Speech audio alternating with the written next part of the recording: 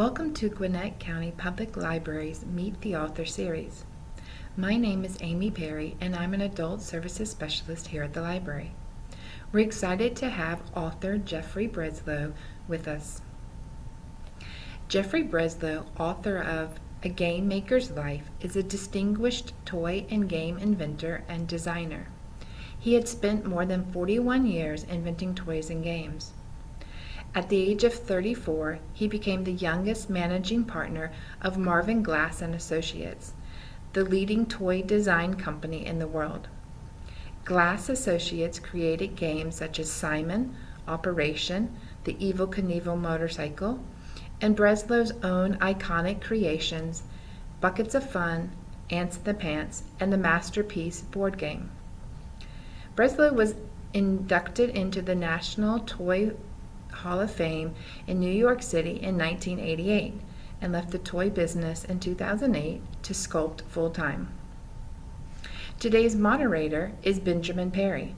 Benjamin is a sophomore majoring in cinema and media arts production at Georgia Gwinnett College. He's also a big fan of toys and games. Please welcome Benjamin and Jeffrey. Well, I have to say I enjoyed your book and really pulling behind the curtain of a toy designer's role in the industry. And we'll have some chances for some people to ask some questions later, but I've got some questions here. So what was your favorite toy as a child? Well, favorite toy as a child was a Rector set, actually. It was pieces of steel that were stamped out, and there were nuts and bolts, and you put them together and made anything you wanted to do. And then there were motors that you can do. But a Rector set, Tinker Toys I played with, but a Rector set was my favorite toy when I was growing up. It's been gone for a long time. But it was very creative because you could build things with it. And it was little pieces of steel that were stamped out, and you bolted them together, and you had all kinds of other accessories to it. So that was my favorite one. Yeah, I remember in the book you said that you kind of took apart things and to see how they worked. And I was very big on doing that. Yes, I mean, I was curious as a young child, and I needed to know how something worked. And one of the big ones I mentioned in the book, my dad brought home a nickel slot machine. It was from a bar across from his office, and the police said the guy had to get rid of them. He couldn't use them anymore. So my dad bought one for $25, but it was a nickel machine. This is pre-electronics. It was all mechanical, nothing electric about it. But he let me open it up. If I didn't take the thing apart, to just look at it. But I was able to take it out of the case and see how one pull of the arm turned springs, escapements, and everything. I spent weeks playing with that thing. It was fascinating to me. yeah, and on a related note with all the electronic stuff, how do you think the electronic, kind of developments over the years have really affected the toy industry? Dramatically. I mean, there's electronics, speech, and everything. What it did the most is lower the age of our consumers. A 12-year-old boy used to play with all kinds of toys and things, and now they're into pads and computer games and phones. And so it lowered the age that we were servicing. And it even happened while I was still working there. So it did make a big change. It's kind of come back with the board games and stuff, but there's no question the effect that electronics, computers, tablets, phones have had on the toy industry. And what do you think really, how do you think you came up with some of these great toy inventions over the years? Well, there was a couple ways. Number one, I believe that creativity is driven by pressure. If you have a scheduled meeting, clients coming in, things happen, okay? And it's that way in all the creative industries. In other words, if you're a painter, an artist, you have a show coming up, you're doing a lot of work. If you have a deadline for a movie or a television show, the creativity process happens. So the first thing that fosters creativity is pressure with a deadline of some sort. The other thing is surrounding yourself with an environment that I never woke up in the middle of the night with an idea for a toy or a game. Never. It always happened at the studio when there was parts and pieces that you could play with and things you could do. The other thing that drove creativity is going and spending an entire day at a Toys R Us, which you can't do anymore. There were toy stores where you can walk up and down the aisles and see literally thousands, tens of thousands of toys and games. Today, the biggest toy retailer is Amazon. So you can't play with any of those things. You can see pictures of them. So that changed the industry quite a bit. Yeah, and speaking of seeing a lot of toys in one area, how was when you went to many of the toy fairs around the world? I know that New York is the most well-known, but in the book you say that you went to Germany and all over the world. Yes, there's different things coming from different countries, but at the time, the big toy fair was in New York City in February. But in January, there was a string of toy fairs: London, Nuremberg, Paris, Milan, and Madrid. And I would do all of those, and it's very inspiring to see what they're doing in other countries with the shows. Well, I noticed in the book you say that you accidentally passed on the Teenage Mutant Ninja Turtles. Were there any other toy IPs or toy ideas that you wish you worked on or had a Sure. chance to work with? Sure, you miss the creative world is built upon failure. Okay, whether it's toys, movies, television, books, most of them fail. Okay, and that's the good news and the bad news about being in the creative world. You have to understand that everything isn't going to work out okay. It's okay to fail. It's important to fail. If you're in another career, if you're a surgeon, accountant, you can't fail too often, a lawyer. But in the entertainment world, it's built on failure. And you have to understand that and be prepared. That's not going to work. Next one's not going to work. Next one, keep doing it again and again.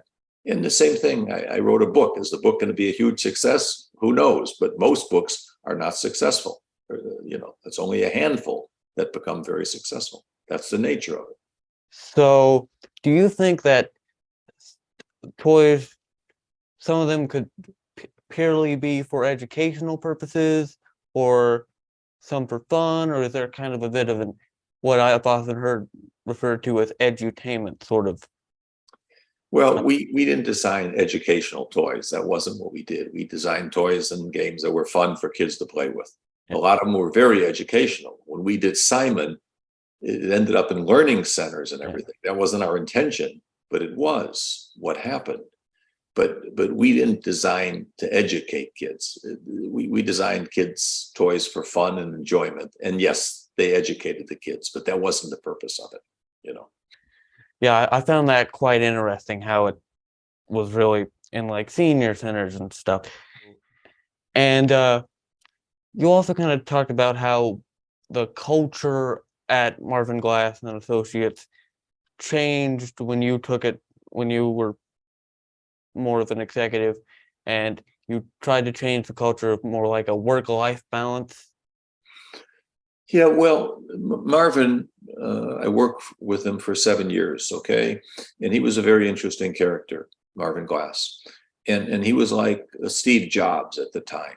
When I compare him to Steve Jobs, it's that nothing mattered but work, okay? Work, work, work, work. That's all they did. And people who worked for Steve Jobs, people who worked for Marvin Glass, loved him or hated him, okay? There was no in between. But those two individuals were very similar. Their personal life wasn't important. Their children, the only thing that was important was work, So it was an interesting culture. When I ended up taking over the business after Marvin died, I didn't want to be Marvin Glass. That's not what I wanted to do. And I said, we don't have to work all night. We don't have to work Saturdays and Sundays. We can have another life aside from just working. And the business went on to succeed even more, because it was a different culture. That doesn't mean one was right and one was wrong. It was just changed. But I felt that it was important to have a personal life as well as a business life. Marvin, Steve Jobs didn't think a personal life was important at all. It was all about work, work, work. So it was just different. One wasn't better than the other. were there any toys that like you almost got to one of the like Mattel or Hasbro, one of those companies, and was very close to coming out, but never made it to market? Oh, tons of them. Wow. I mean, again, I repeat myself. We had more failures than we did successes. And I'll give you some numbers. During the course of the year, we would generate 600 or 700 ideas that we would begin working on. And maybe after 2-3 days, we said, well, it wasn't a very good idea, and stop it. Okay. Of the 600 or 700, we probably built prototypes for 150 or 200.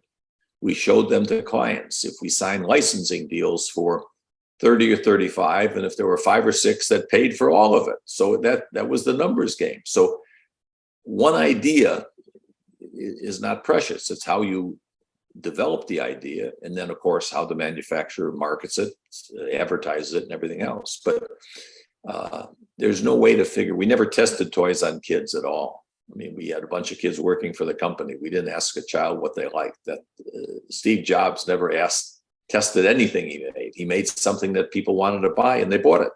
But he didn't do focus groups. We never did a focus group for kids. And the truth of the matter is that a lot of the huge hits you would have tested poorly, okay? Very poorly if you tested them, but they were still big hits. So I also noticed in the book, you spend quite a bit of time talking about your travels around the world and the many adventures, Right. like the Breslow Adventure Club, you called it. Yes. Were there any other travels that you went on that in recent years that were quite interesting? Oh yeah. I mean, I've been an adventure traveler all my life. I mean, rafting, skiing, hiking, I jumped out of a plane with a parachute. I've scuba dived. I mean, I took flying lessons. So I did mountain climbing. So I've been an outdoor adventure guy my whole life. That's been part of it, and I still do that. I just got back a week ago from hiking 130 miles in southern France. So I'm still doing that type of stuff now. It was a big part of my life, that type of travel. And I know that in the book you also talk about like you made Trump the game and you met the guy, and Right. like were there any other celebrities you happened to? Well, I mean, the first big one was really Evel Knievel. Now, when Marvin was alive, he thought that our toys and games and dolls didn't need to be tied up with a license. Okay. He thought they were strong enough on their own.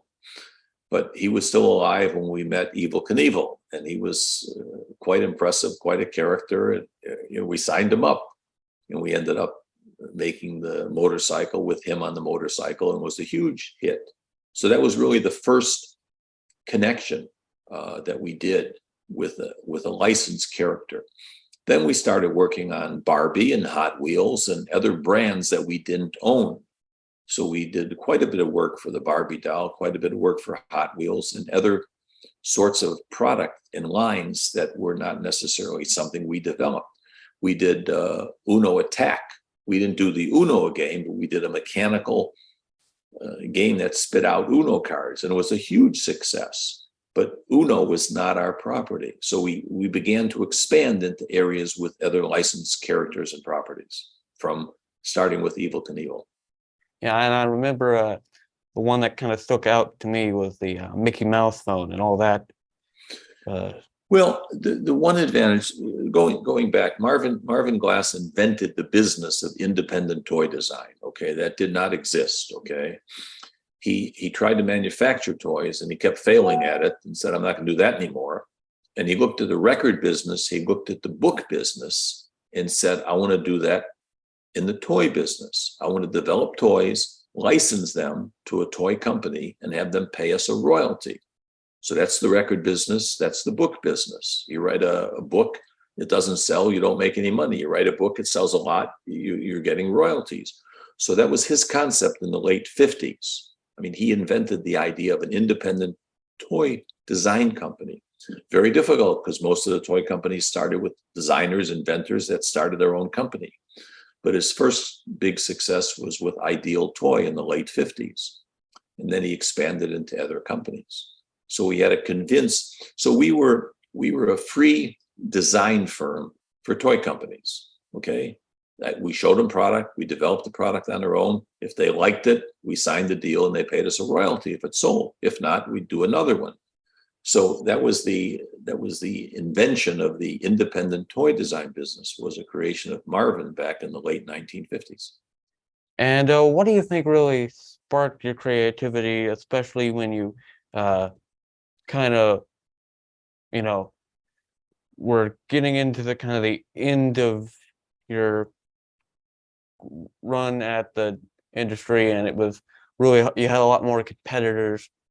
You know, I mean, I did the toy design thing for 41 years, a long time, but I knew I was going to leave it at some point, and my partners were older than I was, and they left, and I left. But the thing I'm most proud of is that the company is still going on.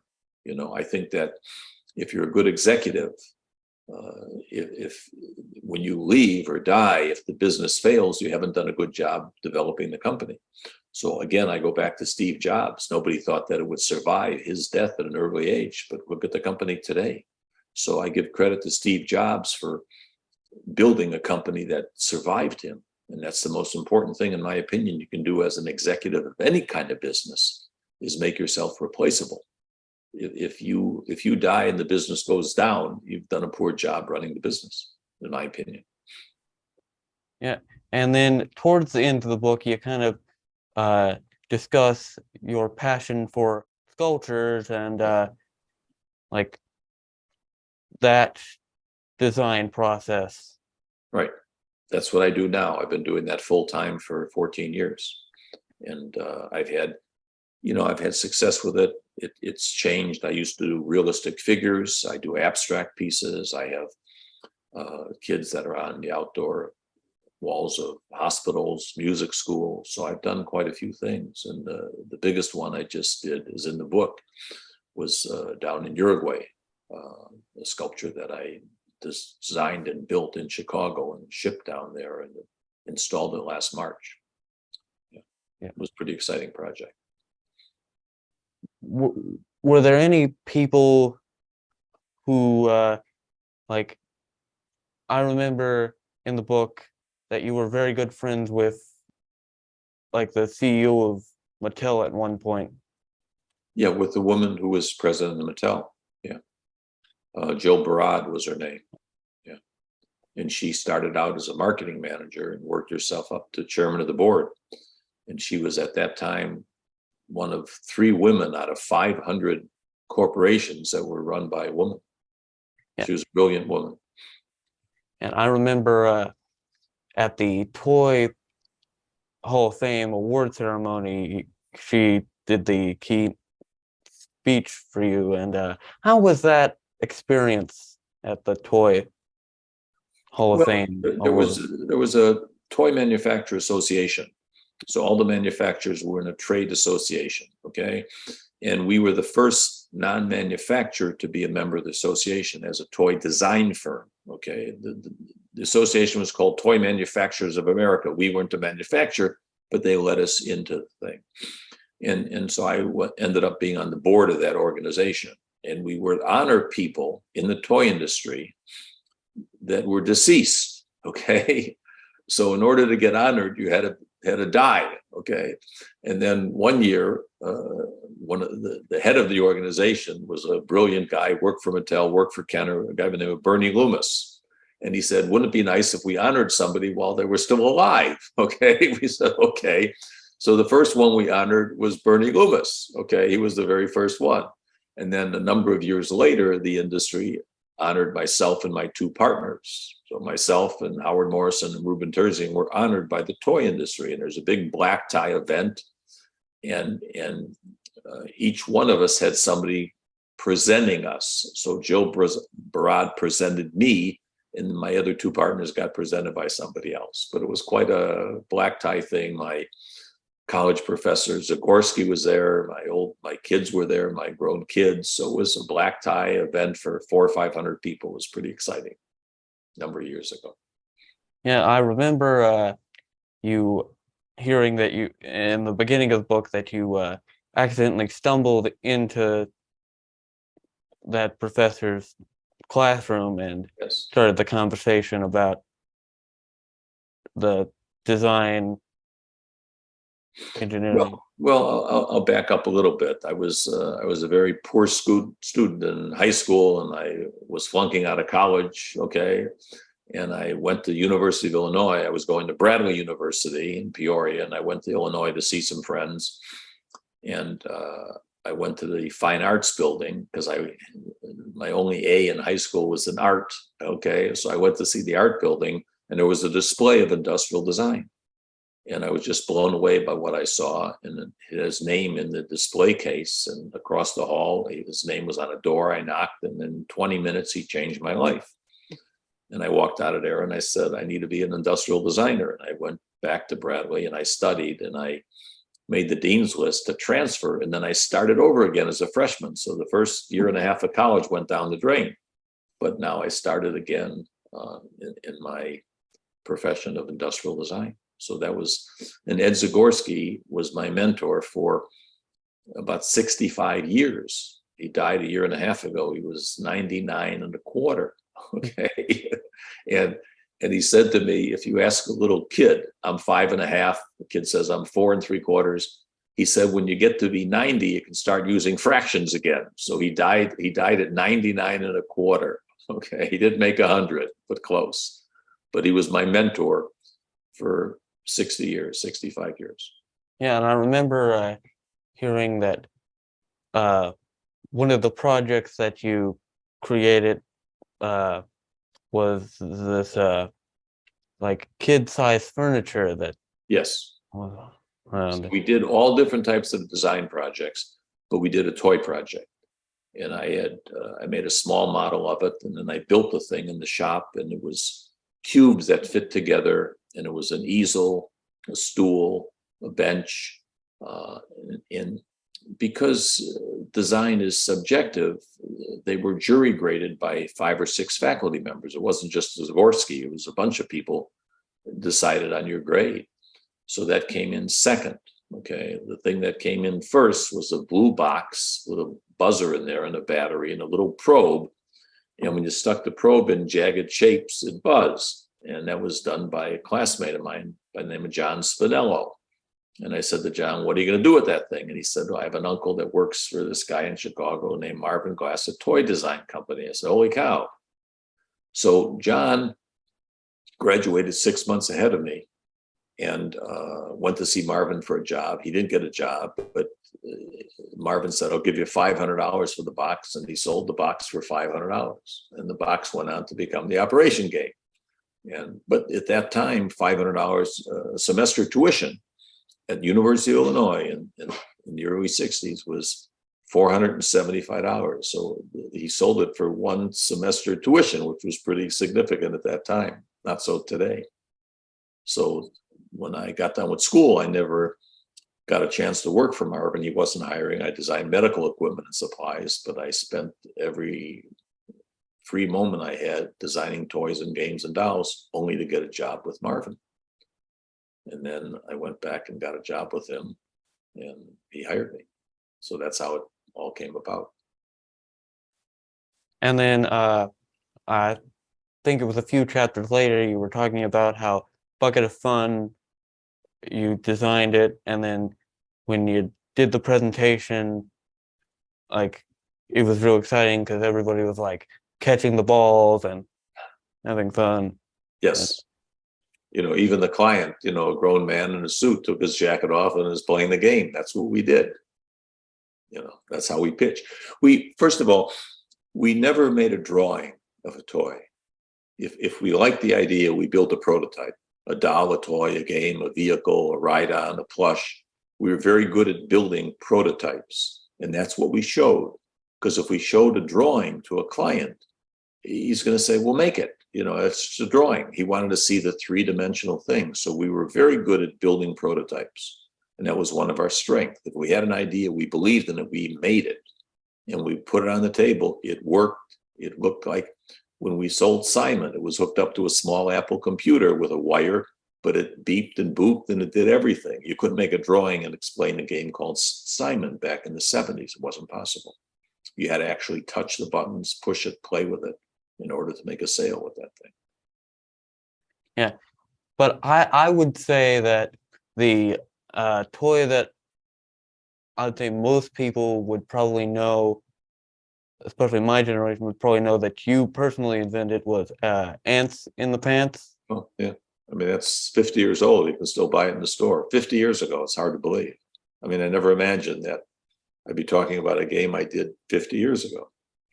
But the game came out of a saying. I would make lists of all these sayings: bird in the hand, ants in the pants, and so I had lists and lists of these things. And then when I was thinking, ants in the pants, that sounds like a fun idea for a game. And then I figured out how to make ants that were like self-contained tiddlywinks. So you just pushed the ant, it jumped up in the air and went into a pair of plastic pants. I mean, that was as simple as that, but it's a long time ago. It was a fun game for kids. Anyway. Yeah. But a game that I had never heard of, but I was very interested in, and I might just play, is a Masterpiece you managed to create. I thought, like, betting for art. That seems like a almost Monopoly, but a little bit more upper class. That's a good, yes, that's a good comparison. Okay. First of all, the idea came about. Monopoly was made in the mid 30s during the Depression. Okay. And most kids who played didn't know what a Monopoly was. They knew it was the same color cards. I mean, it really didn't make any sense for somebody. But it was successful because you played with money, and it was during the Depression. And if that came out today, it would not be successful. It was successful because it was done so long ago, and you had a chance to play with money and buy things and sell things. But the Masterpiece thing came about. I went down, I was interested in art. I went to the Art Institute and I bought a bunch of postcards of famous paintings in the Art Institute. Okay. And I said, well, maybe there's a game here. And what I did is I made another set of cards that had value on there: $1 million, hundreds of thousands of dollars, and 2 forgeries. Okay. They weren't worth anything. So when you played the game, you shuffled both decks of cards and you put them together with a paper clip, okay, and you didn't know the value. So now you have a Rembrandt painting, a Van Gogh painting, a painting of Rubens, and attached to it is a value. Now you deal out a few of these. Now I have paintings, and I look at the value, and I see I have a forgery, okay. But now I get a chance to sell this painting to the 3 other players who bid for it, and I look at it, I say, this is a valuable painting. And somebody bids 50,000. And I'm convincing them that this way, that you're going to get a steal. So somebody pays money for the painting. They buy the painting, they give me money, and then they look at it and they see it's a forgery. Now they can't make a face, they can't do anything. Now it comes up for sale for them, and they're trying to sell it to the other 2 players. Okay. And I'm helping them. I'm bidding on it. I don't want to get stuck with it and buy it back. But I'm raising the price, and people know that I own the painting. Maybe it is worth a lot of money. That was the gist of the game, okay, of playing with art. The values change every game, and sticking somebody, with buying a forgery, or somebody gets a good deal and pays not too much money for $1 million painting. That was the gist of the game. It was very successful for Parker Brothers. Yeah. And then I'd say the toy that I was very surprised made a lot of money for Marvin Glass that I saw was Polly Pocket. Well, Polly Pocket was actually after Marvin Glass. It was a BMT, Breslow, Morrison, Jersey, and it wasn't Glass. But Polly Pocket came out of England, okay? And it was a company called Bluebird, but it was little tiny dolls, and they had fabric clothing, which was very difficult to manage for little fingers. And we made the clothing out of a type of silicone. So you could actually dress the little doll very easily because you didn't have to button it. It just would put on, then fit. So that was we didn't come up with Polly Pocket, that came from England, but we came up with Fashion Polly, which was the same brand that Mattel made. And we made all these little kind of silicone vinyl clothing for the dolls. And it was a huge success. It was one of the biggest successes that we've done. Very, very popular doll. And I think we're heading into some questions from the Okay. audience now. Okay. Yeah, so we've got quite a few questions from our audience. One of the questions is, how did your games and toy inventions change with the video game craze? How did that hurt your industry? Well, it certainly had an effect. There's no question. I mentioned this earlier. We lost our consumer at a younger age. I mean, we could sell board games, toys, this to, 12, 13, 14-year-old kids. But once they had the electronics, we lost them much earlier. So there was a big change in the industry, and we had to be smarter. But things came back. The trouble with video games is that they're very solitary. You kind of play yourself against the game. You can play other people, but it's a solitary endeavor. Board games, plastic games, other thing, you're socializing with people, okay? You're playing with people and socializing, having fun with not a machine, but somebody else. And my take on games is games are a combination of luck and skill, okay? The only game there's no luck in is the game of chess, okay? The good player will beat the mediocre player every time.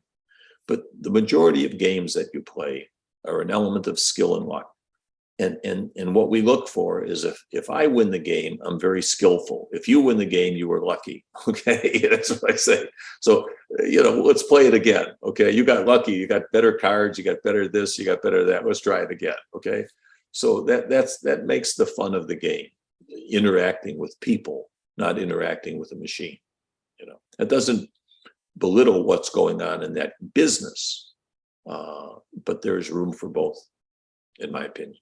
Yeah. And especially today, people want to interact with other people, not just the machine and sitting in front of it, being mesmerized. Yeah, I think there's a lot of bad in video games. I think there's too much violence in the shooting games, blowing up things, blowing up people.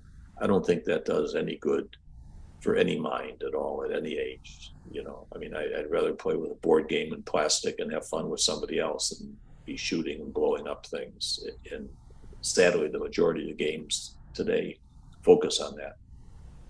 Right. I think we were talking before we started the program that a lot of things are just kind of going back to those simple style games of families interacting together, or just children creating and playing by themselves. Especially during the pandemic, I think there was a shift in that as well. Oh, I agree. Absolutely. Okay. Another question that's come in is, did your children play with any of the games that you created, or now with your grandchildren, do you observe them playing with those games that you created, or how does the idea of toys and games play into your daily life right now? Well, when Marvin was alive, he was very secretive. You couldn't take anything home or anything else like that. So when I was running the company, I didn't think there was nothing wrong with taking it home. But what happened, I brought stuff home to play with my kids just to have fun, not if they liked it or not. And then they didn't see it again until it may have never come out. Maybe we never sold it again. So they said, what happened to that? And we never sold it, So, but I talked earlier about the rate of failure versus success, and you have to be prepared for that.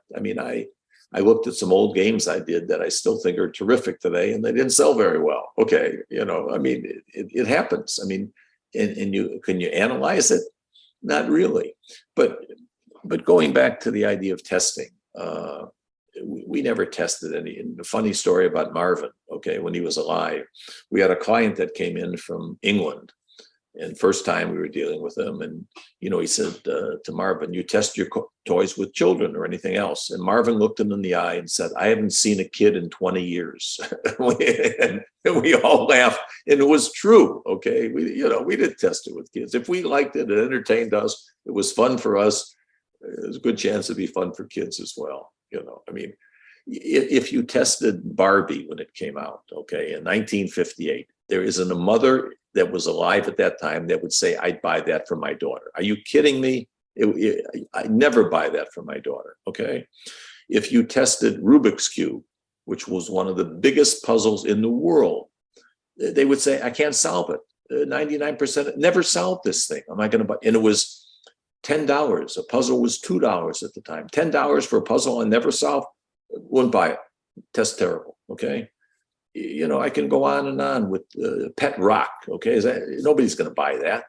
I mean, so you can't test for anything like that. It doesn't really mean, if you could test, you test movies, you test television shows, you test books, and you wouldn't make the ones that didn't test well. That's not how it happens. It doesn't happen that way.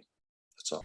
So do you think the culture and the timing is what works for a toy rather than the actual invention? Oh, I think that Right, that. if something entertains a child, it entertains a child. Right. 10 years from now, 10 years ago. I mean, I think that's not part of it. I think the child doesn't know what age he's in right now, what the world's going on right now. If it's fun to play, it's fun to play. I mean, Right. it's fun to push down on an ant and have it jump in a pair of pants. Okay, it's fun. It was fun 50 years ago. It's still fun today. I mean, it's not something that, it's not going to amuse a little kid today. So I don't believe that children are different when they're growing up than they were 50 years ago. There's things that entertain them, things that they can do.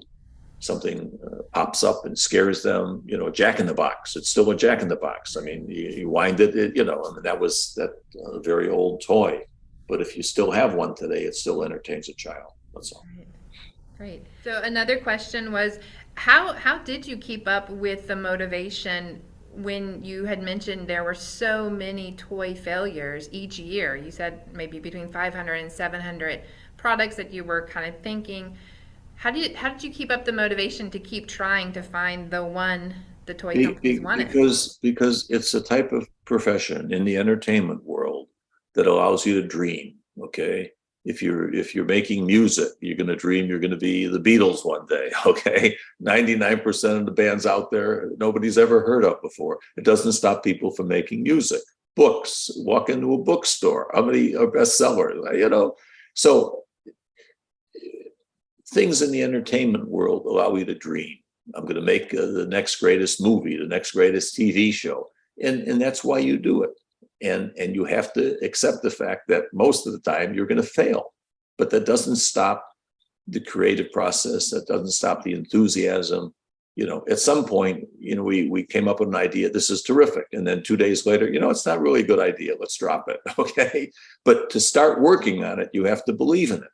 You have to believe that this is going to be a terrific product. And at some point, you show it to 5, 6 clients, they all turn it down and say, well, maybe it's not such a good idea after all, anyhow, that's how it works. So you've gone from a toy inventor and design into sculpture, and now you are an author. So tell us a little bit about your experience being a first-time author. Well, the book was actually motivated by my grandfather and my children. Okay, my father's father came from Kyiv. At that time, it was Kiev, but now it's Kyiv. Okay, he came to the United States when he was 17 years old. Okay, his parents put him on a boat and said, "Go to this country and leave Russia. Things are going to get worse and worse in Russia." So at 17 years old, he got on a boat and came to America by himself. Okay, he met a woman from Belarus. They got married.